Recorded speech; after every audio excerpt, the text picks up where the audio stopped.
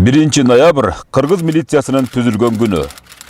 1924 жылы 1-ноябрда Ревкомдун административдик бөлүмүнүн башчысы Ибрай Тойченов өзүнүн отчетунда Кара-Кыргыз автономдук облустун милиция башкармалыгы түзүлүп, анын биринчи жетекчиси болуп Арумов Аркадий Петрович дайындалды деп билдирет. Ошол убактан бери 1-ноябрь Кыргыз Республикасынын милициясы уюштурулган күнү катары белгиленип келүүдө.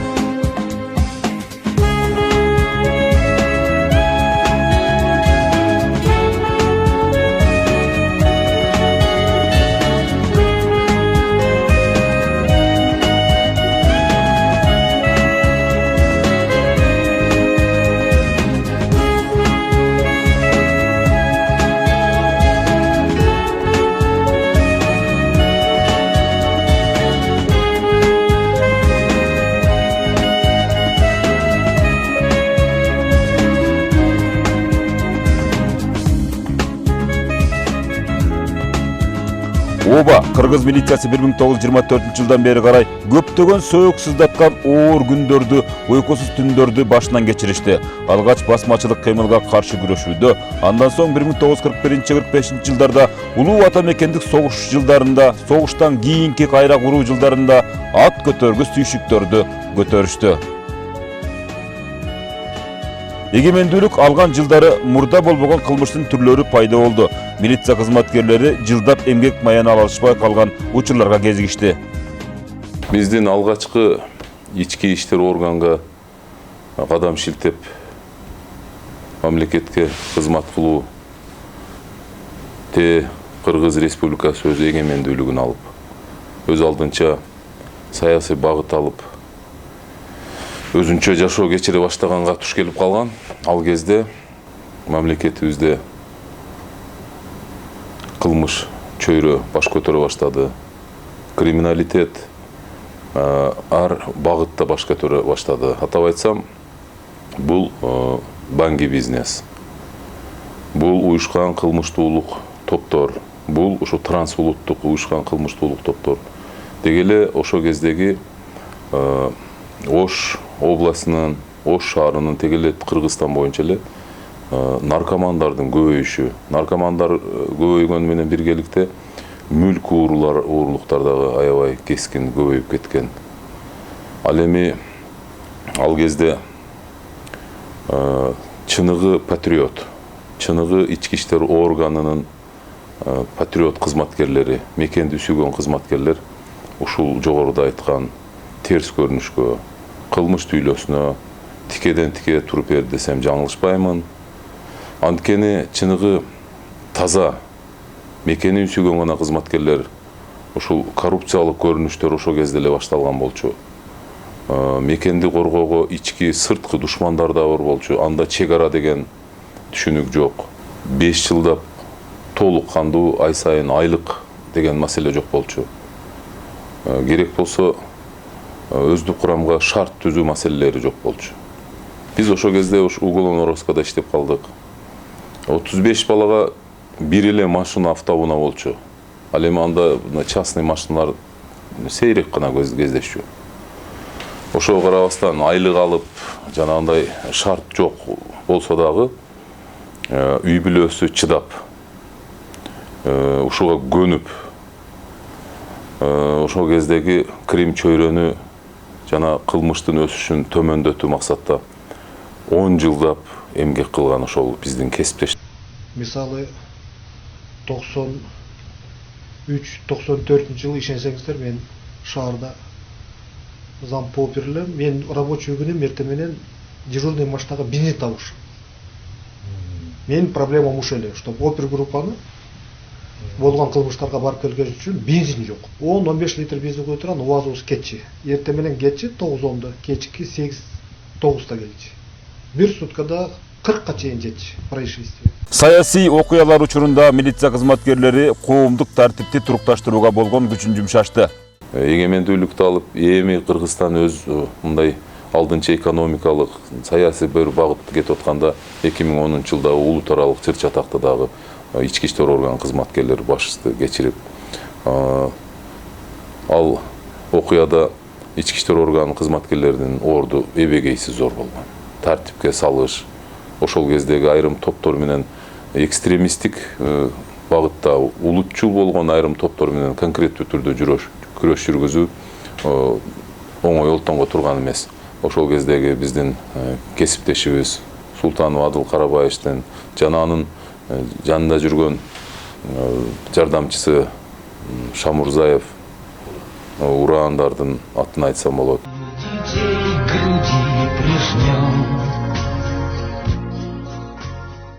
Ушул белгилүү датаны алып келүүгө өз өмүрлөрүн беришкен кызмат учурунда курман болгон милиция кызматкерлерин эскерип кетпесек болбостур. Ош облусу боюнча алардын саны 40-ка жакын. Ош областык ички иштер башкармалыгынын Кара Суу райондук ички иштер бөлүмүнүн башчысы милициянын полковниги Адыл Султанов, милициянын кенже лейтенанты Уран Шамурзаев, Ош шаардык ички иштер башкармалыгынын кызматкерлери, милициянын старшиналары Байкишиев Бакыт, Айдаров Бегалы, ички аскер бөлүгүнүн кызматкери, ички кызматта майору Колубаев Ибрагим жана башка эр жүрөк азаматтар. Ал эми республика боюнча курман болгондордун саны 150ден ашат. Кандай гана учур болбосун, милиция кызматкерлери өз милдеттерин абийирдүүлүк менен аткарып келе жатышат. Ош облустук ички иштер башкармалыгынын башчысы, милициянын полковниги Малик Нурдинов жетектеген Ош облустук ички иштер башкармалыгы 2019-жылдын 1-январынан баштап күчүнө кирген жаңы кодекстер боюнча иш жүргүзүшүүдө. Кылмыштуулуктун алдын алуу боюнча Ош облусунун аймагында 2018-жылдын ноябрь айынан баштап бирдиктүү алдын алуу күнү өткөрүлүп келет. Бирдиктүү иш-чаралардын натыйжасында Ош облусунун аймагында катталган кылмыштардын саны 16,6%га кыскарган. Бүгүнкү күндөгү акыбал кечеги күнгө караганда бир топ жакшыра баштаганына эмнени кабарлап турат? Бул эртеңки милиция кылмыштуулук менен күрөшкө, коомдук тартипти камсыздашка жана башка кылмыштын түрлөрү менен күрөшкө даярбы деген сөзгө келип айткым келет. Даяр. Эгемендик алган жылдардан баштап бүгүнкү күнгө чейин Ош областык ички иштер башкармасын Мырзалы Абдурахманов, Базарбай Нурматов, Бакырдин Суанбеков, Абдугапар Мавлянов, Алыбай Кайыпов, Болотбек Ногойбаев, Рашид Тагаев, Мурат Суталинов, Алмабек Байтиков, Рустам Маметов, Коңурбек Байтереков, Касымбек Майкөзов, Жусуп Ташкараев, Болот Абакиров, Абдылда Капаров, Өмүрбек Суаналиев, Фуркат Усенов, Ашым Тагаев, Мурат Боронов, Малик Нурдиновтар жетектешишти жана жетектешүүдө. Ал эми Алмаз Балтабаев жетектеген тергөө жана жоруктар боюнча кызматтар катталган кылмыштарды тергеп сотко жөнөтүү боюнча тийиштүү жумуш алып барышат. Тергөөгө жооптуу жетекчи Эрмек Өмүрбеков өздүк курамы менен кылмыш жаза кодекси боюнча сотко чейинки өндүрүшкө алынган иштерди тергешет. Ал эми Бегали Молдоев кол алдындагы кызматкерлер менен биргеликте жоруктар кодекси боюнча катталган сотко чейинки иштерди карашат.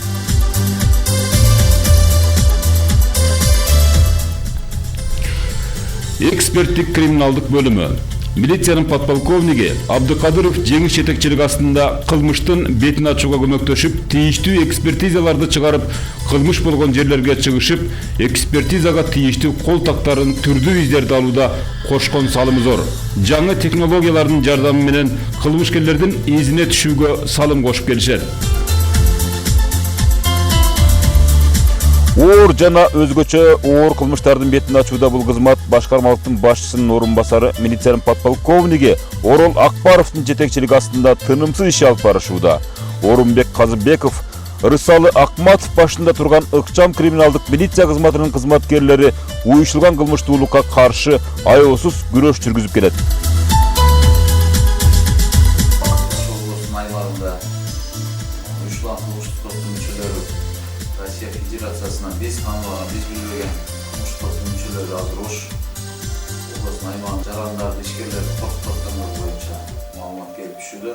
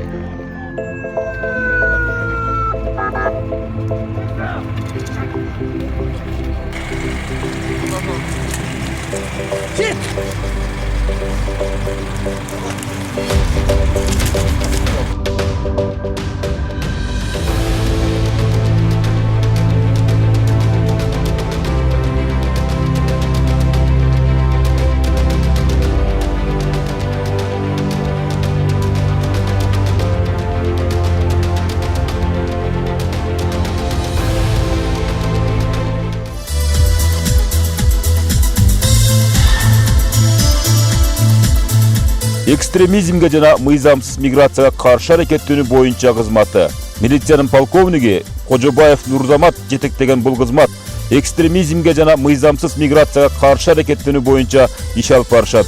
Аталган кызмат тарабынан 2019-жылдын 9 ай ичинде 232 кылмыш жана жоруктар аныкталган. Анын ичинен диний экстремизм багытында 82 кылмыш, терроризм багытында 29 кылмыш, мыйзамсыз миграция багытында 121 жоруктар аныкталган.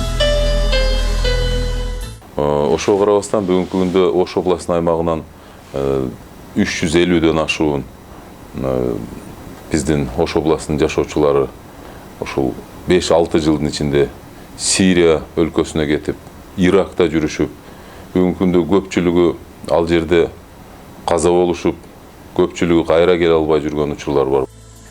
Коомдук коопсуздук кызматы. Башкармалыктын башчысынын орун басары милициянын подполковниги Кеңешбек Рахманов жетектеген бул кызмат коомдук жайдагы коопсуздукту камсыз кылууда иш алып барышат. Салмоор Ширалиев, Бакыт Пазыловдордун кол алдындагы бул кызматтар күнү түнү коомдук тартипти көзөмөлдөшөт. Уюштуруу тескөө бөлүмү. Милициянын полковниги Абдукеримов Альберт башкарган бул бөлүм башкармалыктын койгон тапшырмаларын көзөмөлдөп, уюштуруу жана тескөө иштерин алып барат. Өздүк курам менен бирге тийиштүү талдоолорду жүргүзүшүп, кылмыштуулук менен күрөшүү боюнча багыт берип турат. Керек учурда маанилүү маселелерди башкармалыктын коллегиялык кеңешмесине алып чыгышат. Маалымат аналитикалык борбору. Милициянын подполковниги Абдуллаев Кенжебай Акматов жетектеген бул бөлүм жарандарга ар кандай маалыматтарды камсыз кылууда кызмат көрсөтүп келет. Ал эми кылмыштардын бетин ачууда керектүү маалыматтарды камсыздап берет.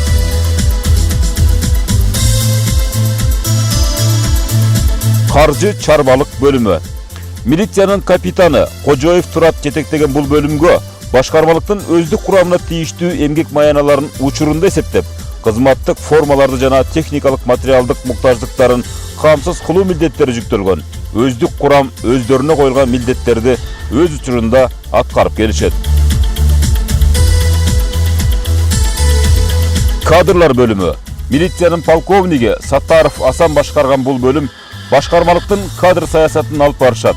Өздүк курамды күжүрмөн даярдыктан өткөрүү боюнча окуу тарбия иштерин жүргүзүшөт.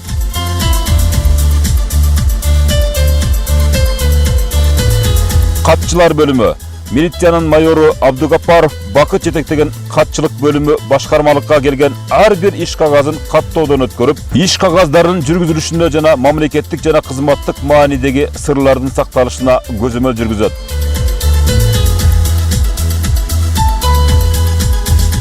Милициянын кайгуул күзөт кызматынын өзүнчө батальону.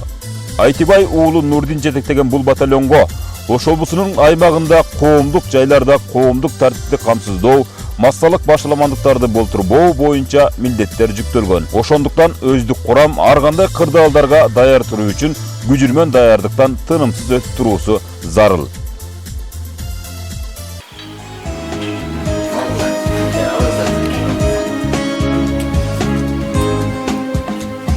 Дем алган учурда аз-аздан болсо да кылып, анан кийин жумушка кетем.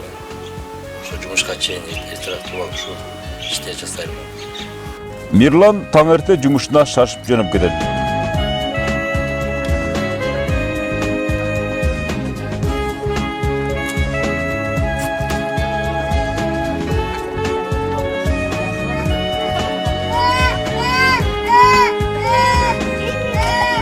Ал жетектеген рота Кара Суу районунун аймагында күнү-түнү коомдук тартипти көзөмөлдөшөт. Бул жолу аны жетекчилик чакырган болчу. Мирландын бир күндүк жашоосунун бир көз ирмемине күбө болуп жатабыз. Бул көрүнүш жалпы ички иштер органдарынын кызматкерлеринин жашоосун чагылдырат.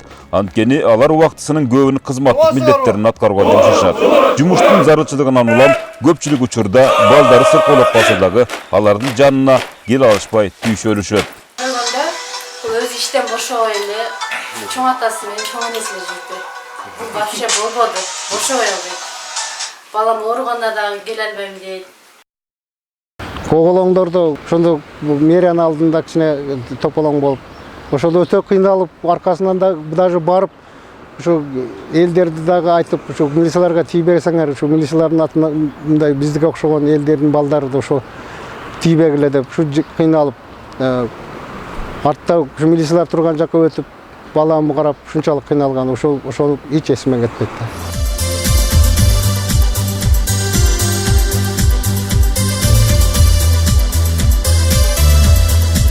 Жол кыймылын көзөмөлдөө кызматы. Айжигит Зикиров жетектеген бул кызматка жол кыймылын коопсуздугун көзөмөлдөө милдеттери жүктөлгөн. Жыл санап автоунаалардын санынын көбөйгөнү менен жолдордун мурдагыдай таардыгы жана айдоочулардын жол эрежелерин сактабагандыгы бул кызматка бир топ түйшүктөрдү жаратып келет. Ош облусунун аймагында жайгашкан 14474 чакырым аралыктагы 400 миңден ашуун транспорт агымы бар эл аралык жолдордо жол кыймылын көзөмөлдөө кызматынын болгону 96 кызматкери гана өз милдеттерин аткарып келишет. Ош облустук ички иштер башкармалыгынын медицина кызматы ички кызматтын полковниги Амираев Нурландын жетекчилиги астында ички иштер органдарынын кызматкерлерини жана алардын үй бүлөлөрүнүн ден соолугун көзөмөлдөп, тийиштүү медициналык кароону өткөрүп турушат. Бул кызмат керектүү учурда аскердик талаа госпиталын уюштурууга ылайыкташтырылган.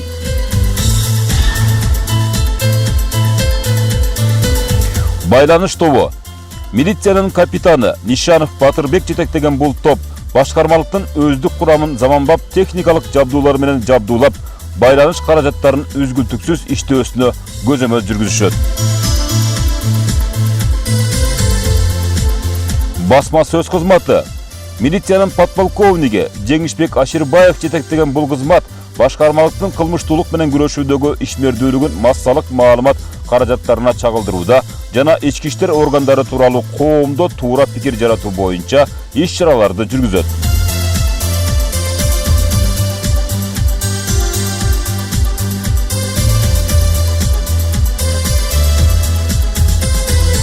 Алай райондук ички иштер бөлүмү.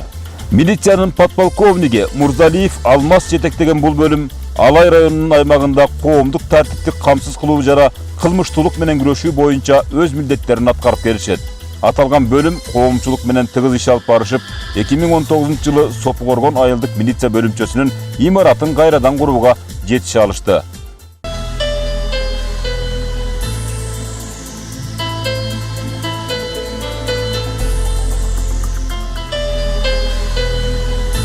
Араван райондук ички иштер бөлүмү. Милициянын полковниги Исмаилов сактан жетектеген бул бөлүм Араван районунун аймагында коомдук тартипти камсыз кылуу жана кылмыштуулук менен күрөшүү боюнча өз милдеттерин аткарып келишет. Чек ара аймагында жайгашкан бул аймакта өзгөчө мааниге ээ. Бул жакта Кошуна Өзбекстан Республикасынын Мархамат районунун Булакбашы айылы менен чекешет чек ара өкмөтү. Бул жерде өзгөчөлүгү бул чек ара маселесинде адыр жагы толук кошулган эмес. Анча бизден мал өтүп кетет, алардан мал келет. Ошол жактарына кичине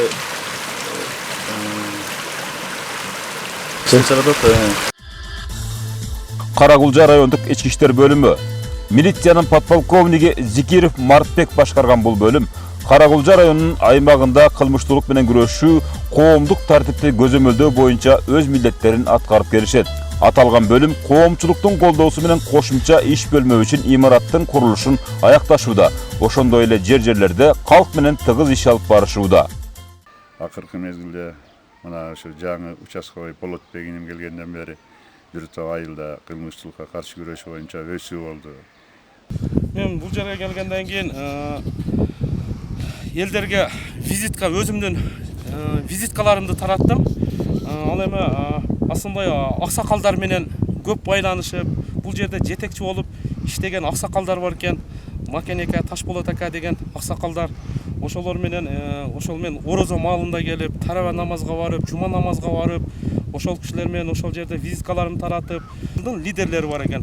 Ошолорго өзүмдүн визиткаларын берип, олар менен жакындан таанышып, кылмыштуулуктун алдын алуу боюнча профилактикалык иштерди жүргүздүм.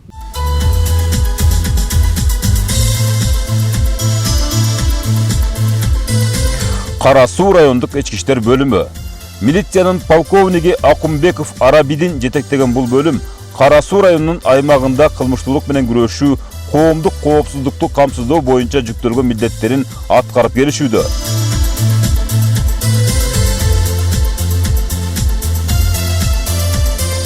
Ноокат райондук ички иштер бөлүмү милициянын подполковниги Жусупов Акимбек башкарган Ноокат райондук ички иштер бөлүмү аталган райондун аймагында коомдук тартипти сактоодо жана кылмыштуулук менен күрөшүү боюнча иш жүргүзүп келишүүдө. Бул бөлүм айыл өкмөттөр менен тыгыз иштешкендиктен, айыл райондун аймагындагы айыл өкмөттөр айылдык милициянын таяныч пункттарына жакындан жардам беришип, жумуш орундарына ар тараптуу шарттарды түзүп беришүүдө.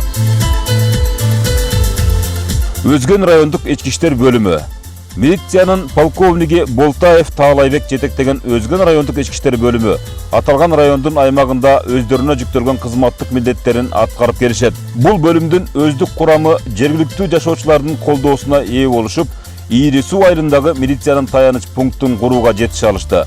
Былтыркы жылы Жаз айылдык милиция бөлүмчөсүнө милициянын генерал майору Базарбай Нурматовдун ысмыйы каралган болчу. Чоңалай райондук ички иштер бөлүмү милициянын подполковниги Мама Жакыпов Мама Шарип башкарган Чоңалай району аталган райондун аймагында коомдук тартипти сактоо, кылмыштуулук менен күрөшүү боюнча өздөрүнө жүктөлгөн кызматтык милдеттерин аткарып келишүүдө. Мындагы милиция кызматкерлери шарттык катаалдыгына карабастан өз милдеттерин так аткарып келишет.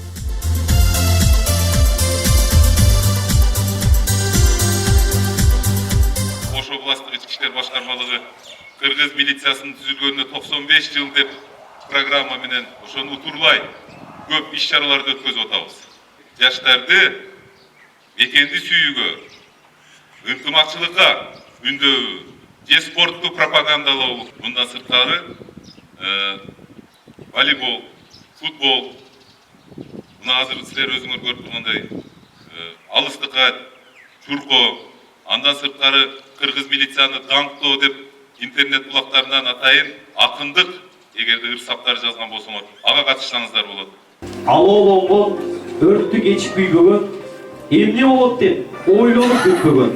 Кыргызымдын милициясы шамдагай кызматкер жок, өз жумушун сүйбөгөн деп. Ош облустук ички иштер башкармалыгынын өздүк курамы бул белгилүү датаны өзүнө бекитилген милдеттерди абийирдүүлүк менен аткаруу менен тосуп алышууда. Урматтуу кесиптештер, урматтуу жаш кызматкерлер, жаш офицерлер, ички иштер орган кызматкерлери дагы бир ирет чын жүрөгүмдөн, чын ыхласымдан байрамыңыздар менен урматтуу кесиптештерим, урматтуу ардагерлер жана кыргызстандыктар.